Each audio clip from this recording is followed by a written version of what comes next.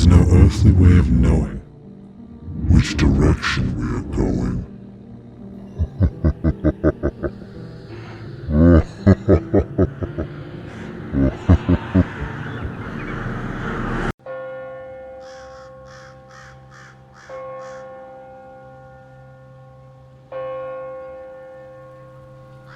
This is a story about a time when I went on a courage test with some friends. I went to a shitty university in Tohoku a few years ago and lived alone about 15 minutes away by car. One evening while hanging out with 4 college buddies, one of them suggested we go on a test of courage. We were all up for it. We started off at this well-known spot, famous for people taking their own lives there, a bridge. But nothing happened, so it was just boring and not at all scary. So we looked up another place on our phone. We found out about this old tunnel near my apartment, up in the mountains, with rumors of a woman's ghost who died in a fire and the cries of a baby that could be heard sometimes. When we got there and started walking towards that tunnel, just getting near the entrance felt super creepy. The darkness inside the tunnel was intense. We played rock, paper, scissors to see who'd walk through to the end alone and come back first. The first one came back and said it was really freaky inside, and I was already scared stiff. I was second, and when it was my turn, I could barely see with my phone's light. The tunnel was short, but the thought of something lurking to the side, just out of my vision, scared me. I tried to not think about it. After about 5 minutes, I was out on the other side and onto a forested part by the road, so I headed back. The third friend took over for me. After I got back, he went in, but he didn't come out. 10 minutes passed, then 15.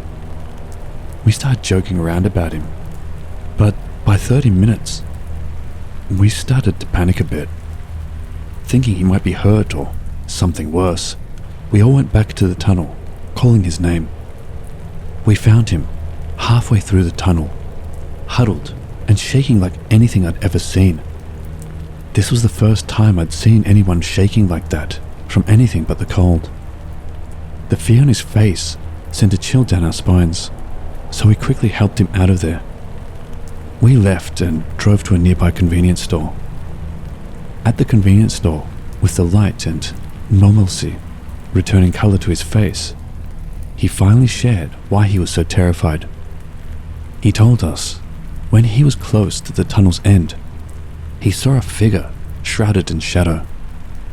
But it wasn't just standing there.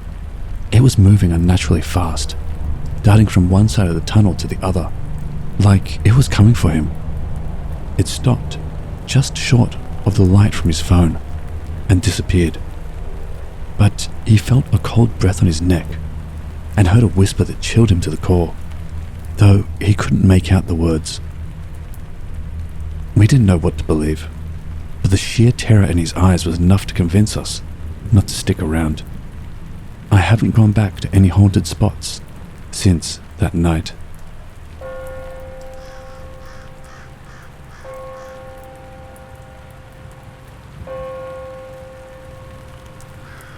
This is a story that a friend of a friend actually experienced. It happened when about 5 of us went to a certain tunnel in the Suwa area of Nagano Prefecture at night to test our metal. It's the same place used for filming the movie I'm Coming to See You. The tunnel has a peaceful atmosphere during the daytime, just like in the movie, but at night, it seems to be dangerous and the distance is longer than in the movie. The tunnel was longer than it looked like, so we decided to do a test of courage, with the loser of a rock, paper, scissors fight going to the far end of the tunnel and then coming back. Finally, one was to enter the tunnel, and the one who lost entered the tunnel as a joke. However, he didn't come back, so we decided to just get back in the car and wait. We were looking at the entrance of the tunnel, and after a while, he finally returned When we saw his face, we felt an unusual atmosphere and we started to tremble. The boy's face was pale and bloodless, and then he said, "You said you were going to wait for me. You told me you were waiting for me." The four of us had been waiting for him, so what he was saying was obviously not true. But then, we found something even scarier. When we looked at the boy's feet, we saw that a woman's hand had a firm grip on his ankle. All four of us saw that, so we were not mistaken. We were so terrified and confused that we left the boy behind and just drove away. The boy has not returned since and is still missing. I'm too scared to go to this place, and I have not gone back to look for him.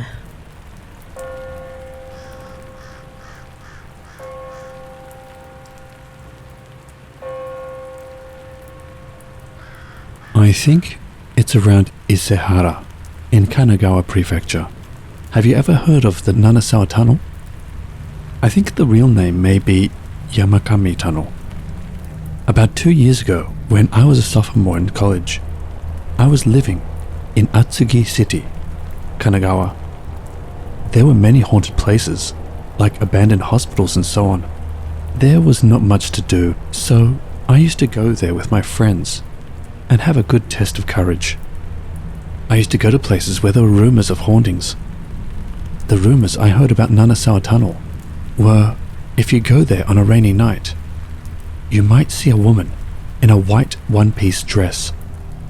I think it was something like that anyway. My memory is a little hazy. I like scary places, but I have never actually seen a ghost or anything like that.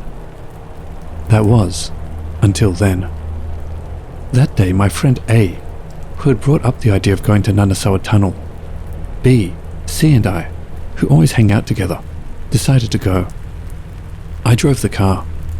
We bought flashlights at a convenience store on the way. We followed the directions that A had given us. We went up the mountain road more and more. I think it was around 2 a.m. The lights around us were getting dimmer, and the road was getting narrower. The road became unpaved and rough, and there were no other cars to be seen. To be honest, I was quite a novice and wanted to turn back. In the end, I couldn't say anything about it, so I just kept going. Suddenly, B said, "Huh?" I looked in the direction B was pointing and saw what was probably an abandoned car on the side of the road, hidden by the grass. "It's just an abandoned car, isn't it?" A said. "No, there were people in it. Didn't you see it?" B was totally freaked out, but I didn't see anything either. It was dark, and it looked like it was just the atmosphere. C also didn't seem to have seen anything, so the three of us calmed B down. I was quite frightened inside though. Anyway, I went ahead and we came across something like a gate. The no trespassing bar was raised, so I continued on my way. I followed the narrow road and rounded a curve, and suddenly the road opened up. There was a parking lot on the left. I saw the tunnel in front of it. The tunnel was smaller than I expected, and I think it was about the width of a car. It was pitch black in the tunnel. I decided to pull over at the clearing, but when I turned off the engine, my heart almost stopped. The gas tank, which was nearly full before we came here, was about to run out. I told the other three guys that they must have seen it wrong. Well, I was scared too, so I decided to assume that I must have misseen it. We got out of the car and approached the tunnel. It was raining lightly. Gradually, the atmosphere around us began to look suspicious. B seemed to want to turn back, and so did I. A, who was very strong, quickly went inside with a flashlight in his hand. C entered after A, and B and I followed in line. The inside of the tunnel was more gloomy than I had expected. I'm not psychic at all, but I could feel that this was bad. A seemed to be enjoying himself, looking at the graffiti on the walls and laughing as he talked. I think it was when we reached the middle of the tunnel that suddenly the flashlight started blinking, and before I could think, it went out. "Whoa!" B exclaimed, and I dashed towards the entrance as fast as I could go. Strangely enough, even in the dark, that entrance was faintly bright. All four of us managed to get back to the car. As expected, A was pale. "Shall we go back now?" C said. A said, "Hey, is there something behind me?" None of the three of us really understood what A was trying to say. "Didn't you guys hear anything?" The three of us looked at each other and shook our heads. "You didn't hear it the whole time we were running back?" Oi! Oi! Oi! They were chasing after us. I didn't hear anything. Did you? I asked B and C, and both of them agreed. Apparently only A could hear it. The voice kept coming closer and closer, and just before we got to the car, A said in a half-crying voice that he heard it in his ear. Oi! We didn't hear it, but just hearing that from A was enough for us. We hurriedly started the car and headed back the way we came. I was completely freaked out. I think we all were. I couldn't look in the rearview mirror. As I drove away, all of a sudden, I saw a blank white bar in front of me. The bar of the construction gate was down. It was up when we arrived. My heart was about to jump out of my mouth. I got out of the car and ran to raise the bar. After I raised it, I ran back to my car door, which was still open. My car is a high four-wheel drive. It has a step under the door that you put your foot on to get up to the seat. There was a white plastic umbrella on the step. I didn't see anything like this when I looked at it earlier. I mean, why an umbrella? I was so scared. I hurried down the mountain as fast as I could. After all that, all four of us went back to A's room to take a rest. C, who was behind A going up to the room, shouted, "Whoa, what's wrong with this?" C pointed to the back of A's shirt that had been sliced open lengthwise. All four of us were silent and could not sleep until dawn. The next morning we parted ways and I went home. It was about that evening when I received a phone call from C. Apparently, A had a fever and his back was swollen. When I got over to his place, A was groaning in bed. He was lying on his back. When I asked him to show me his back, it was swollen to the size of a person's fist. I'd never seen anything like that before, so we decided it would be best to take him to the hospital. C and I supported A and took him to the nearest emergency room. We contacted A's parents, and they said they would be on their way tomorrow. The doctor said he would have to check him for now, so he would have to stay in the hospital today. I wonder if it's due to that thing from yesterday, C mumbled with a blue face. I could only nod in silence.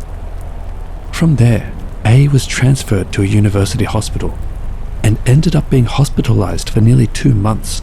The cause was unknown. He was given antibiotics. The day after B went to the tunnel, he fell on his motorcycle and broke his leg. I also sprained my ankle 3 days later, but this was just carelessness. I don't mean to blame the tunnel for everything. I knew there must be something going on in a place like that, where there are so many rumors. As an aside, when I went to visit A 2 weeks after he was hospitalized, he was lying in bed, but he had calmed down completely. The swelling on his back was about the size of a child's face. I half-jokingly wondered if it would turn into a face. But I'm glad to say that I was wrong.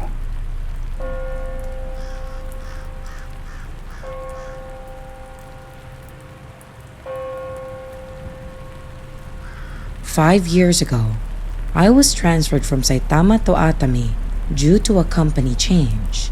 I'd never been to Atami and was kind of looking forward to it, though it wasn't a huge deal or anything. As soon as I got there, I dropped by the new office to greet everyone and chat about the job. The head guy gave me the afternoon off, so I decided to take a walk and get to know the place until it got dark. I heard from a coworker that the view at night was something else, so I went for a drive later on to see it for myself. It was around 11 p.m. Atami is full of hills, and I was driving around them, checking out the lights and figuring that I'd find my way back eventually. I ended up getting pretty lost. I found this short tunnel about 30 meters long, and something about it didn't feel right to me. I'm not into ghost stories. Never had anything weird happen to me, but something about this tunnel made me not want to go through it. Still, I didn't want to drive back up the hill, so I drove in. Halfway through, I stopped without thinking. Right there, a bunch of kids were in the tunnel, 5 or 6 of them playing with rocks. They were piling them up and kicking them. I was shocked. It was after midnight, and there were kids in the middle of the tunnel. I was too scared to scream. It was like being hit in the heart with a hammer. My heart just dropped and I was frozen, shaking. But then, one of the kids turned to me and smiled. A tremendous smile, teeth bared almost too wide. And at that moment, I finally screamed. I backed up the car as fast as I could while screaming, and I scraped the door against the wall, sending sparks flying, and made a U-turn back to the entrance. I somehow made it back to my dorm, and I did not sleep a wink. The next day, I told the local at the office about the tunnel and the kids. Her face went pale when I mentioned it. She said that was the entrance to Nishikigaura, which is a spot known for people taking their own lives there, and driving through could have been bad news. I was just relieved that I didn't go all the way through, and happy that there were no cars behind me. I didn't see another soul on the way back up that hill. That was the first time, and definitely the last time that I had a scare like that.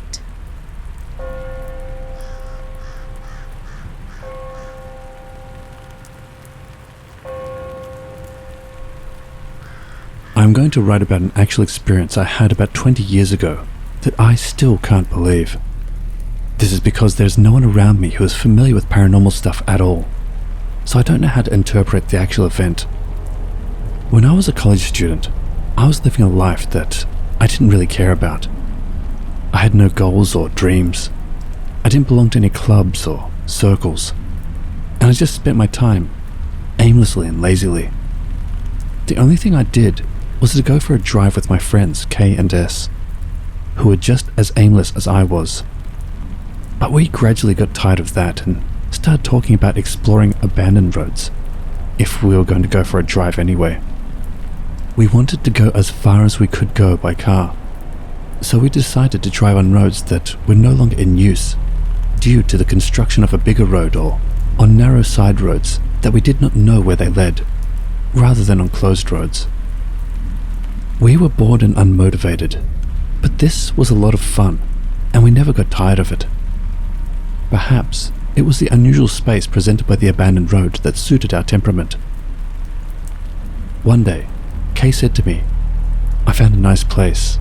It's a new spot to explore abandoned roads." It was after 2 p.m, but S and I, who had no plans, decided to go there now and headed for the site in Kay's car. The location was about 30 minutes by car from the university, a short drive down a mountain road. A narrow road ran diagonally from a thick road that cars often drive on. We entered the narrow road. We found weeds growing out of the ground, pebbles and branches that had fallen down, and it was obvious that no one was using the road. I wondered if there was such a road, and as we continued on, it came to a dead end after about 100 meters. What? Is this all? Kay pointed to the side with a smug look on his face. Look at that. I'd expected to see a concrete retaining wall to prevent landslides all the way along the side of the road, but it ended in the middle of the road, and only a section of wire mesh had been put up. But when I looked closer, I saw that the road continued behind the wire mesh. We can go in there. Indeed, although the wire mesh was stretched, it itself was only fixed with a wire, and it was easy to get in if it was cut. Then, Kay cut the wire with nippers he had prepared in advance, and we went into the back of the road that was blocked off. To be honest, I didn't feel like I was doing anything wrong at all. I knew that the wire mesh could be reattached with wire when we got back, and there was no way I could drive for such a long time on such a blocked road.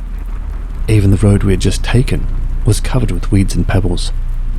I was sure that even a little further down the road, there would be a fallen tree blocking the way and we would be unable to proceed. Surprisingly, however, the road did not appear as desolate as we expected, and it was even cleaner than the road we had just taken. We drove carefully along the narrow mountain road for about 5 minutes. After a while, a tunnel appeared in front of us.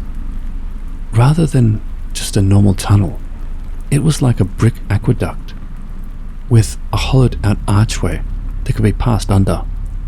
It was wide enough for the chimney to pass through, and we drove through it. As we drove through, the road began to look a little rough, and the asphalt began to be strewn with stones. Suddenly, S shouted, "Hey, stop, look at that!"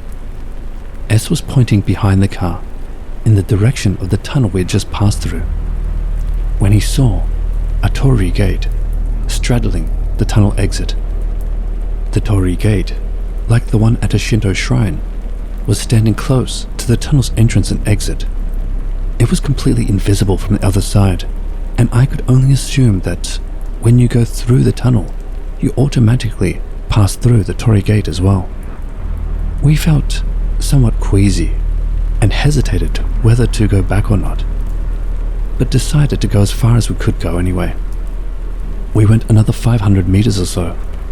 The road that had been paved with asphalt, although it was still rough, was cut off, as if a boundary line had been drawn. From there, an unpaved dirt road continued all the way. It was weird that there were 2 shrines at both ends of the boundary line, between the asphalt and the dirt road. The road in front looked like asphalt, and the road in the back looked like dirt. By this time, I was feeling a mixture of anticipation, anxiety, and excitement about what lay ahead, and had no desire to turn back. Fortunately, the width of the road did not change after it became a dirt road, and there were no trees down that made it impassable. However, in retrospect, I probably should have noticed then that there were no wheel ruts at all, and that the road was too clean for a road that had been sealed off. After a while, we came to an open area, as if the previous mountain road had been a lie. Except for the road our car was on, we could see nothing but plains on both sides of the road. It looked like rice paddies, but there was no sign that they were being used. Before we knew it, the sky was so clear and blue, without a cloud in sight, that I was moved by the splendor of the scenery. But then I came back to myself and thought, where the hell am I? Was this an abandoned village or something? It was a strange and surprising feeling to find such a spacious and beautiful land, not far from where we usually live. I wondered how far this stretch of road went. Just as I was about to think that, I saw a small black building ahead of the road. As we got closer, it began to appear larger and larger, and its shape became clearer and clearer. It appeared to be a thatched building, but I soon realized that it was not just a thatched building. It was unusually large. I had never seen a thatched building of this size. It was about the size of a school gymnasium, or perhaps even larger. Why would such a magnificent building be erected at the end of a closed road? When we arrived at the building, we realized that the road we had just come in on was a straight road leading to this building, with no branches along the way. This building was at the end of the road. We thought it was an abandoned village, but there was no village, only this one building, and we could only think that the road we had just come in on was the only road leading to this building. We parked the car and got out. I was surprised at how refreshing it felt. The air was clear, the sky was blue and cloudless, and there was not a sound of birds or wind. The temperature was just right, like early spring, and I almost wished I could stay here forever. But the huge thatched building in front of me cancelled that out. What in the world is this building? I have heard that thatched buildings can be damaged if they are not taken care of, but this one did not look like that. It was an old, generally blackened wooden structure, but it did not look dilapidated at all. I wondered if someone was still using it. Let's take a look inside, I suggested, and Kay was on board, but S was not so keen and said he would go around the building for now. The door to the building was heavy but unlocked, and I was able to open it. When I looked inside, I noticed a peculiar, musty, old-fashioned smell. Is anyone there? There was no answer. Relieved that no one was there, Kay and I went inside. It was dimly lit, but we could see what was going on inside by the light coming through the cracks and the light from the open entrance. It was a large, wooden-walled space. What looked like shelves could be seen against the wall, but there was nothing in it. There was a sliding door on the wall to the left of it, and it looked like there was a further room beyond it, and there was nothing else but the floor and walls. The top was too dark to see clearly, but everything seemed to be vaulted all the way to the ceiling. It took some courage, but I decided to open the sliding door and take a look. I had come this far and felt compelled to check it out. I opened the door and was surprised to see that it was surprisingly bright inside. There seemed to be numerous light-emitting windows on the upper part of the room, making it brighter than the space on this side of the entrance. However, I soon realized that the room was not only bright, but also unusual.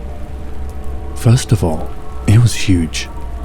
It was about the size of a gymnasium, and there were 5 unusually thick pillars extending from the ground to the ceiling, evenly distributed throughout the large space. The thickness of these pillars was really unusual. A single wooden pillar with a diameter of about 3 meters and a length of more than 10 meters. Hey, do trees this big even exist in Japan? Kay had a point. I had never seen such thick pillars. As I was looking around, I wondered why they had put up such pillars. And then Kay shouted, "Oh!" and I looked at the middle of the 5 pillars. I saw that on the middle pillar, among the 5 pillars, there was something that looked like a handwritten omyofuda, which is like a handwritten talisman or charm, which had been nailed to the pillar with nails. Not ordinary nails with heads, but iron-like nails with pointed ends, and a large number of them had been nailed to the pillar. The writing was done with a brush and looked like symbols, like Chinese characters, but I could not read what they said. Then, Kay said, "There is something attached to it." I looked closely, and sure enough, there was something. It looked like a dried up lump of something stuck between the talisman and the nail. We both looked up at about the same time and saw the answer simultaneously. What was hammered into it were human ears. A great number of human ears had been attached to the pillar, along with the talisman. The ones on the bottom were too rotten or dried out to recognize, but for some reason, the ones on the top were newer, and I recognized them as human ears. I think it was close to about 1,000. And to my horror, some of the ears that didn't look that old were on the top part. Oh my god. We dashed out of the room and out of the building through the entrance we had come in through. I don't know what kind of place this is, but I was sure it was bad. I knew we were in trouble. I wanted to drive away immediately, but S was still gone. He said he was going to go around the outside of the building, as I recalled. He might be in the back of the building. Me and Kay ran as fast as we could and went around the backside of the building. It was a big building, so it took us a while just to go around. When we went around to the back of the building, we found S there. He was there, but his behavior was strange. He was standing there in a daze, and the next moment we were standing there too, behind that building. Behind the building, there was just a flat plain, and on the plain, simple wooden platforms were lined up in rows, equally spaced, with 2 or 3 candles glowing brightly on them. And they continued to glow, not exaggerating, until they faded beyond the horizon. What the hell is this place? The sound of my and Kay's voices brought us back to our senses, and S noticed us and came closer. He then pointed out something that Kay and I had not noticed at all. Hey, where does the sun come out here? The sun. The sky was blue and clear, not a cloud in sight. But the sun was nowhere to be seen. The sky was bright, but the brightness of the entire sky was uniformly the same. You know, I thought it was weird from the beginning. Too quiet, right? Have you heard a bird or creature since we got here? More to the point, not even a blade of grass on the road on the way here. S was already half crying. Anyway, we knew we couldn't stay here, so we hurried back to the car trying to calm S. On the way, we caught a glimpse of the entrance to the building, and it looked like the door was closed. I think that Kay and I had left the door open earlier, but I don't remember that part clearly. Anyway, we had to leave. Kay drove us back the way we came, and we managed to return to the entrance of the first abandoned road. When we reached the national highway, the sun was setting in the west. I knew we had made it back. After that, no psychic disturbance or cursed phenomena occurred to me, Kay, or S. However, what we experienced that day is undeniably true, and all 3 of us remember it. When we passed by the entrance to the abandoned road later that day, we found that the narrow road itself, which we had been able to enter before, had been sealed off with a sturdy gate, making it completely impassable. Of course, even if we had been able to get through, we had no intention of ever entering that road again.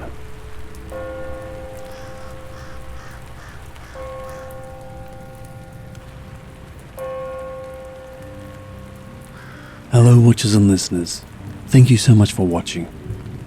If you have a story to share, please send it to my email in the description below. This channel is mostly made up of stories sent in by viewers or people they know. Another way to support the channel is to sign up for my Patreon, where you can watch my videos ad-free. More perks will be added in the new year. Also, I will be adding new designs to the merch store, so keep an eye out for that. Thank you all for your continuous support. And remember, Papa loves you.